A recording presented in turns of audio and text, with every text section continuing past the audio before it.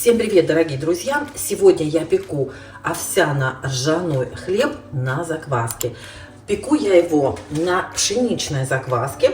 Я ее утром подкормила, дождалась, пока закваска поднимется в 2 раза. И она вот у меня готова к выпечке. Я надеюсь, вам видно. Где-то у нас камера. Вот, смотрите, как она отлично поднялась. Активная, хорошая закваска. Все продукты у меня взвешены. Хочу сказать вам одну вещь. Если вы возьмете ржаную закваску вместо пшеничной, то у вас получится безглютеновый хлеб. Поскольку я не добавляю сюда пшеничную муку, то подниматься этот хлеб будет немножко дольше, и в холодильник я его ставить не буду. Хотя ржаной хлеб можно поставить в холодильник на расстойку, он просто будет кисловатым. Итак, воду, соль. Рецепт, как всегда, вам оставлю под видео. Закваску перемешиваем. Можно делать это в миксере, друзья. Можно просто смешать лопаткой или руками, как вам удобно. Перемешивать этот хлеб, еще раз повторюсь, поскольку здесь глютена нет, то долго замешивать его не нужно. Растягивать, складывать его тоже не нужно. Просто все перемешать и дать тесту подойти. Вот и все дела. Перемешивать я буду лопаткой. Даже, как говорится, руки не надо пачкать. Здесь у меня ржаная мука обдирная. Как она называется? Ну, такая белая, да? Можно взять наполовину обдирную муку и цельнозерновую, ржаную, я имею в виду. И вместо овсяной муки, которой у меня нет, я просто перебила в блендере овсяные хлопья быстрого приготовления. Вот так они выглядят. Еще раз повторюсь, все взвешено. Вот и все. Размешиваем. Самое главное, чтобы вся мука у вас была влажной и не осталось сухих комочков.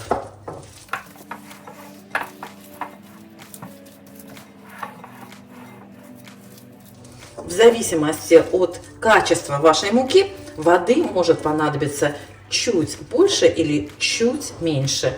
Имейте это в виду, когда будете читать рецепт под видео. Получается у меня вот такое тесто, немножко жидковатое, но ничего страшного, такое и должно быть. Теперь я накрою тесто пленочкой и поставлю в теплое место для расстойки. Самая оптимальная температура для ржаного теста это примерно 25-30 градусов. 27-30 ну, самое хорошее тесто. Тогда хлеб не будет кислить, а будет таким сладковатым. Подходить у нас тесто будет примерно пару часов, 2,5-3 часа. За это время оно должно примерно увеличится вдвое. Ну, где-то так. Это все дела. Возвращаемся позже. Если, кстати, у вас не очень тепло на кухне, можете поставить миску на батарею. Только обязательно подложите посудное полотенце, чтобы низ у вас не подпекся. Особенно если вы живете в России, у вас очень-очень горячие батареи. Ну вот, друзья, прошло... Сколько у нас прошло? Ровно 3 часа прошло. Посмотрите, какое стало тесто. Увеличилось в объеме. Но, как я уже сказала, не ждите, что оно прямо сильно поднимется и будет таким вот пышным. Оно, кстати, очень пышное. Сейчас я вам покажу. Сейчас мы с вами переложим тесто в форму.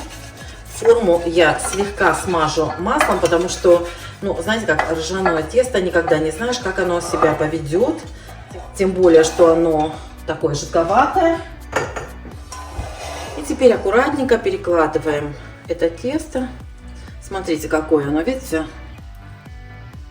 Рыхлое такое. Отлично поднялось. Перекладываем в форму.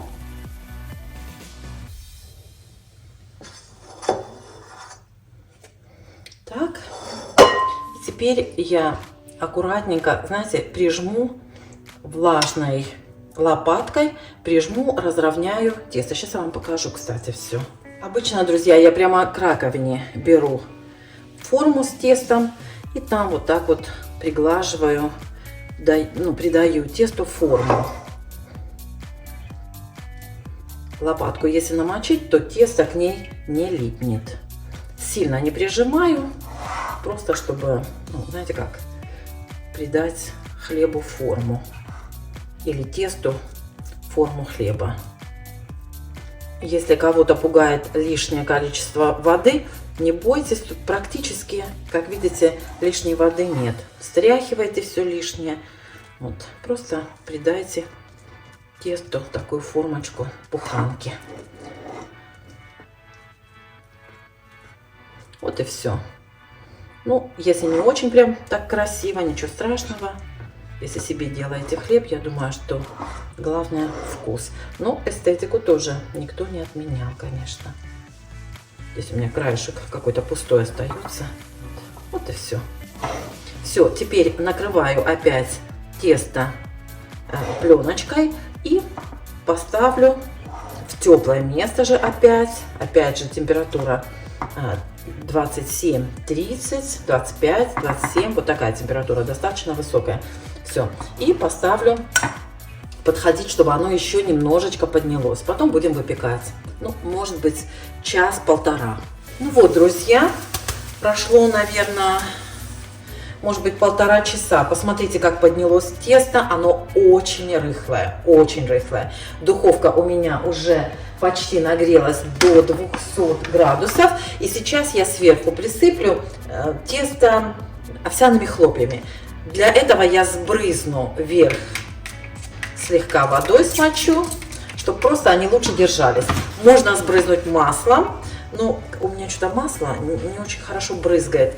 А вот так помазать я не хочу, потому что однозначно в общем, тесто опадет, если его слишком, скажем так, рьяно трогать. Вот поэтому не хочу смазывать кисточкой. Вот так вот побрызгали. И сверху можно еще слегка водой, вот прям буквально слегка. Все, и в духовку при 200 градусов минут 50, я думаю, мы будем печь на медленном огне. Смотрите, какая красота. Просто прелесть.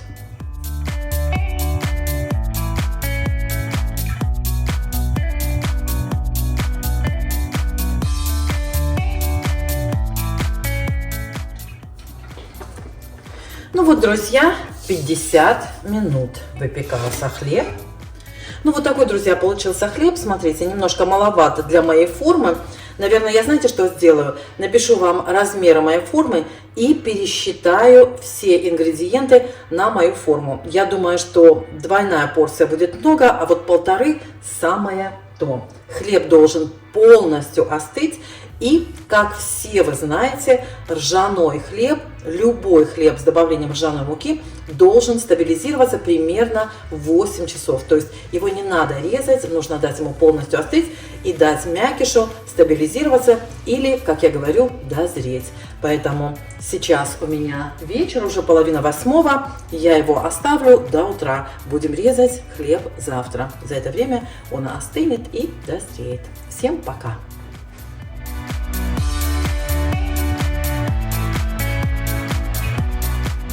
Что, друзья, давайте попробуем, что у нас получилось.